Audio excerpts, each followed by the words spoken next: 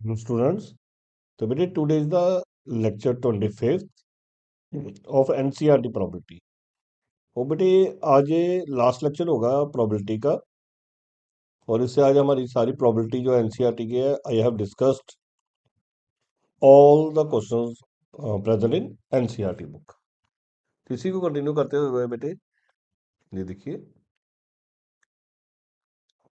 Statement कहता है कि suppose 5% of the men and 0.25% of the women have gray hair. A gray haired person is selected at random. What is the probability of this person being me? तो बेटे ये miscellaneous के question है, NCERT के miscellaneous के question है। Assume that there are equal number of males and females. तो देखो बेटे हमने एक पर्सन को सिलेक्ट किया, तो जो पर्सन हमने सिलेक्टेड है, पर्सन सिलेक्टेड जहां तो मेल होगा, पर्सन सिलेक्टेड इज मेल। और सेकंड क्या होगा फिर, पर्सन सिलेक्टेड इज फीमेल। या तो पर्सन सिलेक्टेड मेल होगा या पर्सन सिलेक्टेड फीमेल होगा। और फिर जो हमारे आगे कंडीशन है वो क्या है, hairs are grey, hair are grey. अब देखो बीइंग अ पर्सन मेल, उसने बोला है इक्वली हैं, तो प्रोबेबिलिटी ऑफ E1 कितनी होगी 1/2। प्रोबेबिलिटी ऑफ E2 भी कितनी होगी 1/2। Probability of A/E1, grey heard person कितने हैं 5%। A/E2, ग्रे हेयर्ड वुमेन कितनी है 0.25, सॉरी 0.25%। अगर मैं इसको डेसिमल ब्रेक करूं तो इट विल बिकम 25/140, 10,000। अब उसने बोला है find the probability that it is being a male. तो मेल हमने E1 माना है, तो हमने E1/A निकालना है। और बाइस थ्योरम के अकॉर्डिंग बेटे यूजिंग बाइस थ्योरम,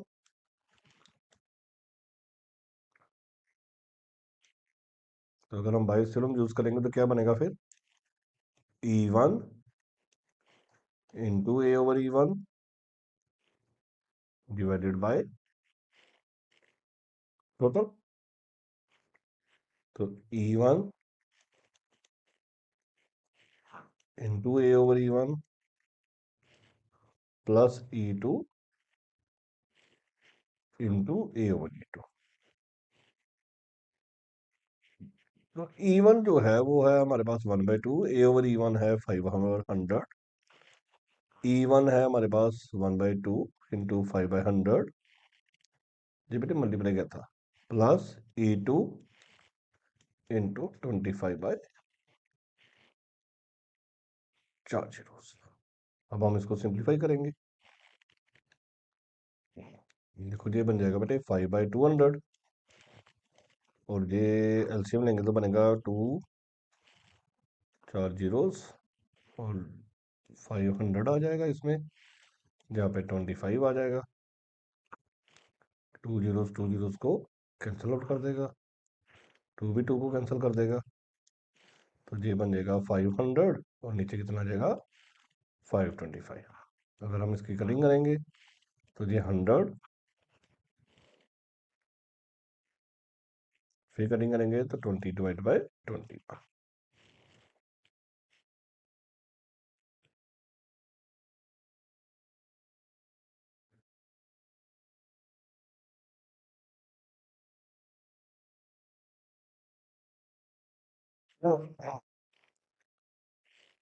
तो ये है हमारा। नेक्स्ट बड़ी जो क्वेश्चन है, तो बेटे मिसलेनियस के ही थोड़े से क्वेश्चन रहते हैं डिस्कस करने वाले, वही इस लेक्चर में डिस्कस करेंगे। अब कहता है हमारे पास 4 बॉक्सेस हैं, और हमने बॉक्स पहले सिलेक्ट करना है, फिर रेड कलर की बॉल निकालनी है। तो इसमें 3 क्वेश्चन है बेटे। तो E1 क्या होगा, first box selected, first box selected. E2 क्या होगा, सेकंड बॉक्स सिलेक्टेड। E3 क्या होगा, third box selected. And E4 क्या होगा, फोर्थ बॉक्स सेलेक्टेड। और उसमें से फिर हमने कौन सी बॉल निकालनी है? ई। जो होगा वो क्या होगा? Red marble is drawn.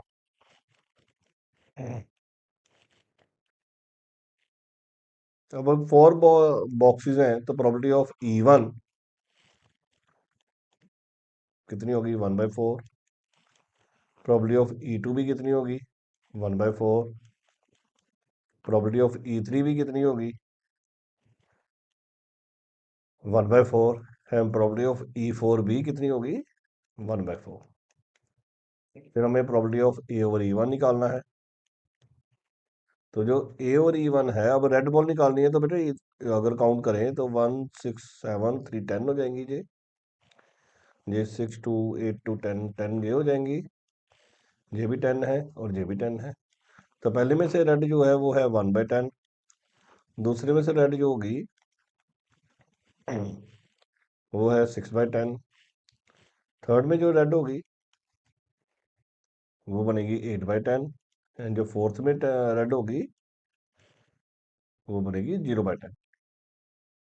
अब उसने तीन क्वेश्चन मांगे बेटे, E1/A भी मांगा है, ए के लिए, फिर बी के लिए, फिर सी के लिए। तो अगर मैं कैलकुलेशन अगले पेज से दिखाई दूं आपको,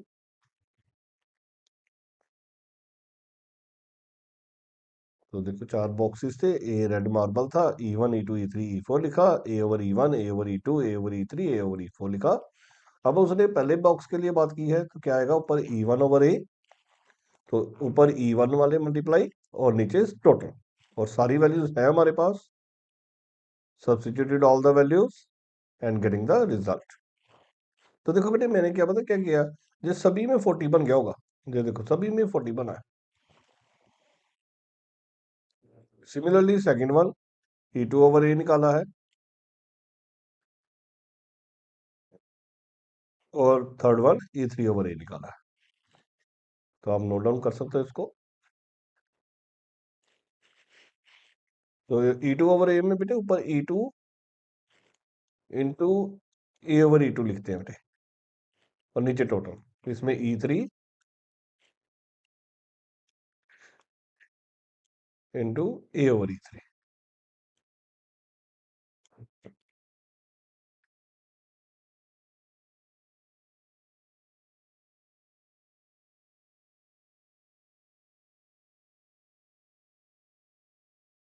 ये आगे है बेटे, ये क्वेश्चन ध्यान से सुनना बेटे। ये वाला जो क्वेश्चन है, ये क्वेश्चन ध्यान से सुनना।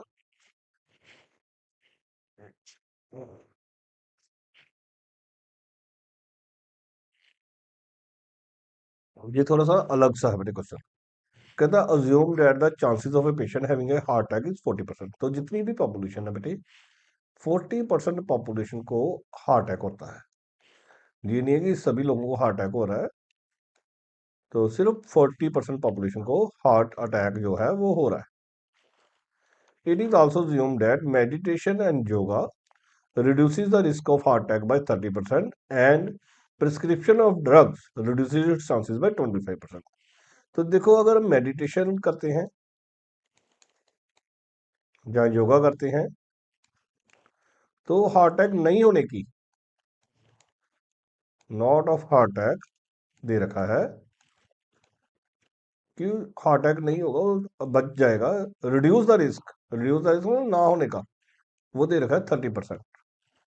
और जो ड्रग्स लेंगे, मेडिसिन लेंगे, तो बाय ड्रग से हार्ट अटैक नहीं होगा, उसकी चांसेस दे रखी है 25%। That at a time a patient can choose any one of the two options with equal properties। It mean इससे ये क्लू मिला कि जहां तो पेशेंट जो है, patient uses meditation yoga, patient uses meditation yoga, और जो E2 होगा वो क्या होगा? पेशेंट यूजेस मेडिसिन, मेडिसिन या ड्रग्स।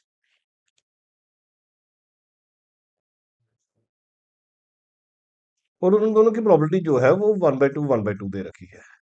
तो E1 भी 1/2 हो गया, तो E2 भी 1/2 हो गया। It is given that after going through one of the two options, the patient selected at random suffers a heart attack. अब उस पेशेंट को हार्ट अटैक भी हुआ है. पेशेंट सफर्ड हार्ट अटैक, और हमने ये बताना है कि उसने मेडिटेशन की थी. अब देखो बेटे, एक तो इस क्वेश्चन में सभी लोगों को हार्ट अटैक नहीं हो रहा है, तो probability of heart attack provided he has used meditation. तो देखो, probability of heart attack तो सभी को नहीं हुआ, सिर्फ 40% लोगों को हुआ. इट मीन 40% लोगों में से जिन्होंने मेडिटेशन योगा की, उनमें से 30% लोगों को नहीं हुआ था. इट मीन कितने परसेंट लोगों को हुआ? 70% लोगों को हुआ. मतलब जिन्होंने मेडिटेशन ली उनमें से 30% लोगों के चांसेस कम हो गए, मतलब सिर्फ 70% लोगों के हुए. तो 70% बनाने के लिए मैंने उसको 1 - 30/100 लिखा. तो ये बना 40/100 इंटू 70/100, तो बन गया 28/100. और सेकेंड है प्रोबेबिलिटी ऑफ A/E2. अब हम सिर्फ लोगों को तो 40% लोगों को हार्ट अटैक हुआ है, और उसमें से जिन्होंने ड्रग्स ली उनमें उनको 25% लोगों को नहीं हुआ, चांसेस कम हो गए. मीन्स कितने परसेंट लोगों को हुआ अटैक मेडिसिन लेने के बाद भी? 75% को. तो सारी पॉपुलेशन को तो हार्ट अटैक नहीं हो रहा, इसलिए वो भी यूज करना पड़ रहा है, और 1 - 25% भी यूज करना पड़ेगा. 75% लोगों को ही हुआ है.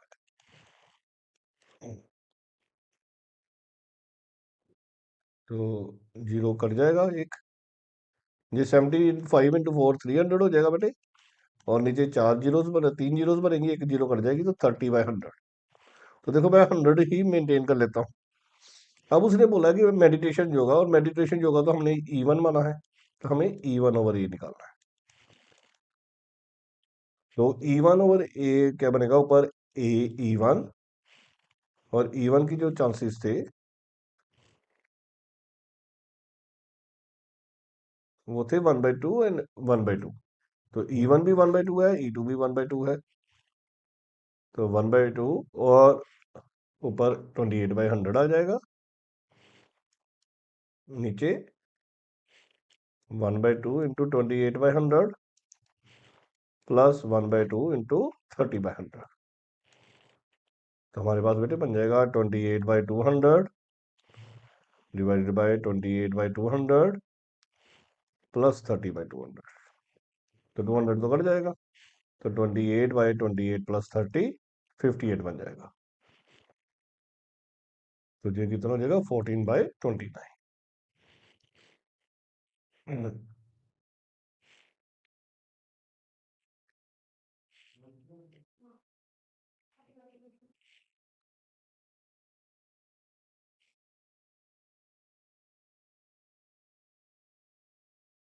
नेक्स्ट क्वेश्चन है, बेटे इसमें सारी कलेक्शन वही की हुई है, सिर्फ 22 वाले क्वेश्चंस की कलेक्शन की हुई है, और ये सारे क्वेश्चन मिसलेनियस के हैं, एनसीईआरटी के. कहता है एक बैग है, उसमें 3 रेड और 4 ब्लैक हैं. तो फर्स्ट जो बैग है उसके अंदर 3 रेड हैं और 4 ब्लैक हैं. सेकंड जो बैग है उसके अंदर 4 रेड हैं और 5 ब्लैक है. कहता one ball is transfer from bag 1 to second. तो इधर से एक बॉल ट्रांसफर करनी है. Then a ball is drawn from second bag, फिर इधर से एक बॉल निकालनी है. देखो अब क्या होगा? E1 क्या होगा? Red ball transferred.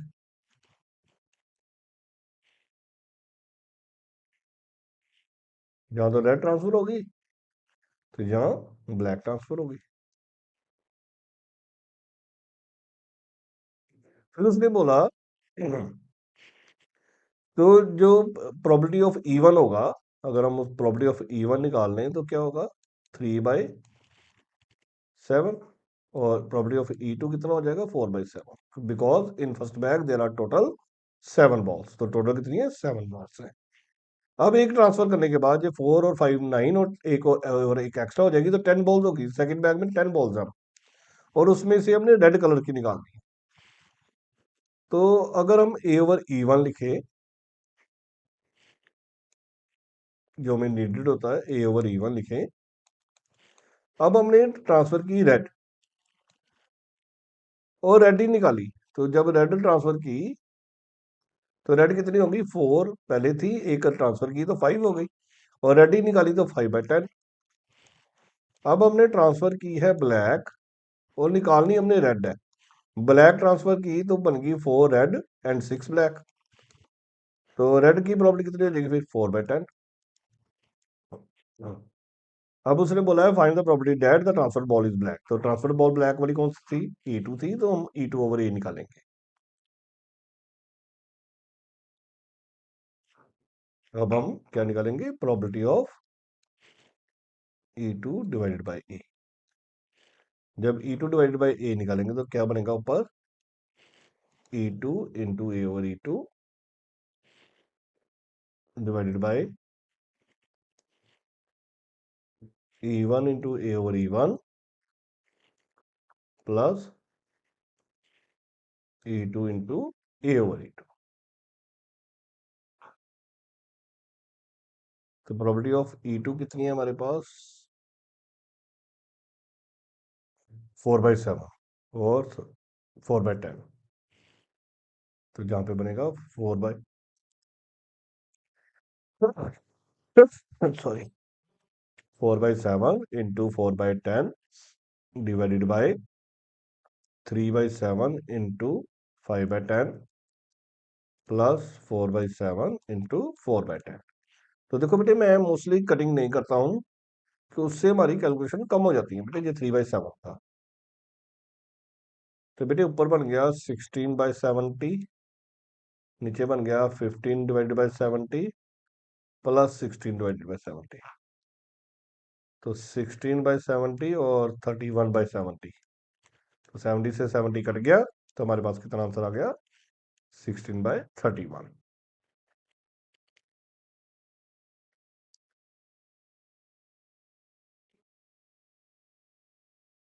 Late me check, yes.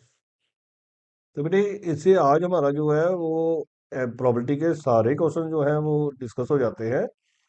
तो अब एनसीईआरटी की जो प्रोबेबिलिटी हमने सीरीज शुरू की हुई थी वो सारी कंप्लीट है। अब नेक्स्ट वीडियोस में हम कोई नया चैप्टर शुरू करेंगे। Thank you.